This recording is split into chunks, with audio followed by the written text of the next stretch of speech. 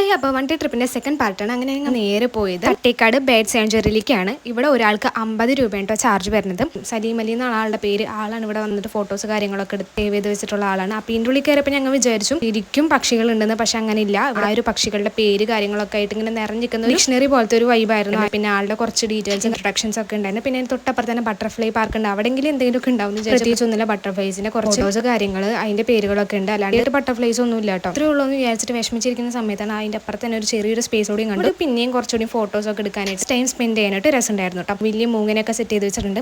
അതിന്റെ ഇപ്പുറത്ത് കുറച്ച് ജീവജാലങ്ങളൊക്കെ ഉണ്ട്. പെരുമ്പാമ്പ് അങ്ങനെ ഓരോ കൂട്ടിൽ ഓരോരുത്തരെ ഇട്ട് വെച്ചിട്ടുണ്ട്. പിന്നെ മീനുകളൊക്കെ ഉണ്ടായിരുന്നു. മയിൽ ആ സമയത്താണെങ്കിൽ കറക്റ്റ് ഇങ്ങനെ പീലി മൊത്തം ഇങ്ങനെ വിടർത്തി ഇങ്ങനെ നിൽക്കുന്ന സമയത്ത്. അപ്പോൾ ഞങ്ങളുടെ നെക്സ്റ്റ് ഡെസ്റ്റിനേഷൻ വന്നിട്ട് മാമലക്കണ്ടമാണ്. ഈ ഒരു സ്കൂൾ എല്ലാവരും കണ്ടിട്ടുണ്ടാവും. റീൽസിലായാലും സിനിമയിലൊക്കെ ആയിട്ട് കണ്ടിട്ടുണ്ട്. മാമലക്കണ്ടത്തെ ഗവൺമെന്റ് ഹൈസ്കൂളാണ്. ഒരു വ്യൂ തന്നെയാണ് ഈ ഒരു സ്കൂളിനെ ഇത്രയും ഫേമസ് ആക്കിയത്. എല്ലാവരും കൂടി ഒരുമിച്ചുള്ള ഒരു വീഡിയോ ഫോട്ടോസ് ഒക്കെ എടുത്തിട്ടുണ്ട്. നെക്സ്റ്റ് വീഡിയോ വരേക്കും ടാറ്റാ.